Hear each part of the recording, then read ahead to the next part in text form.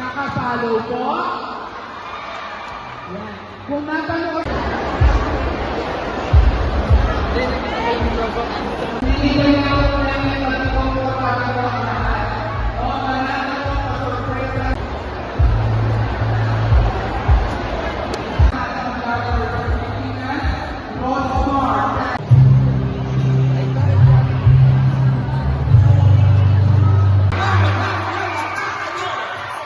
Yan.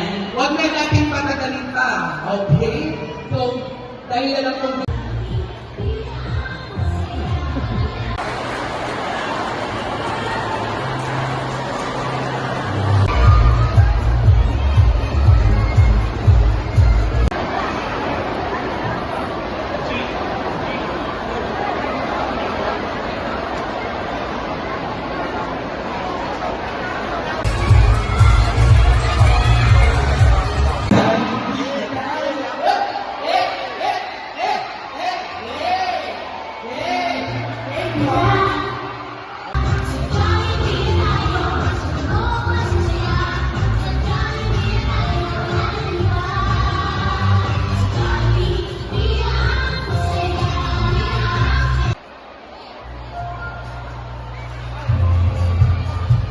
lalo na kapag hindi niya kaya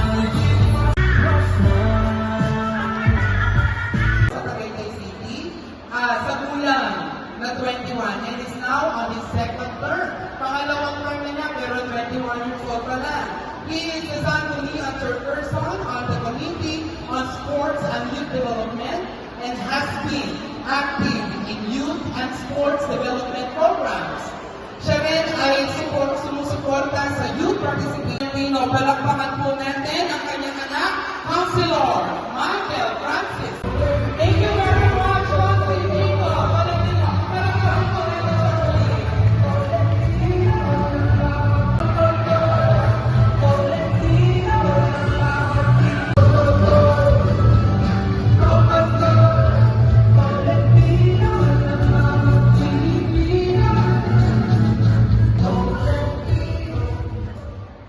Hello, magandang hapon sa inyong lahat. Una-una gusto ko muna patingin.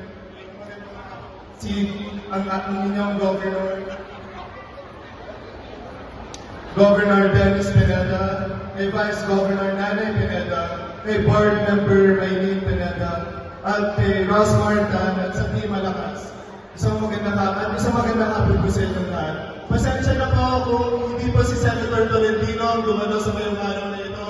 Kung hindi isang batang tol, ako po si Councilor Michael Nico Tolentino, konsehal po sa bayan ng Tagaytay, at ako ang panganay na anak ni Senator Francis Tolentino.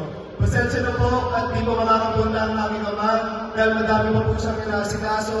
Ngayon po ay nasa Tagaytay siya, meron po siyang ROTC program doon. Kaya po ako nandito para i-representa ang aking ama at magpakita ng suporta sa mabait na kaibigan ng aking ama na si Ross Martin. Hindi ko na po papahamarin. Nandito kami para magpakita ng suporta. Kaya yun lang po, ako pumaling si Councilor Michael Nico Tolentino. Maraming salamat po. Thank you very much, Councilor Nico.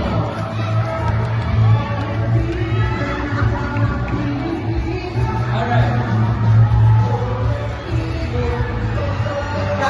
Ingat mo ingat mo tayo, ingat. Ingat po tayo, magulat.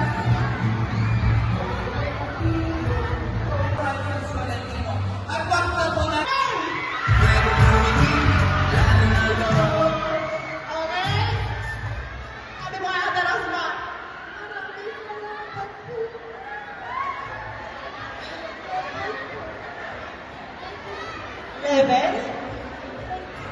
years old ka pala. Ba't mo love si Ate Rosmar?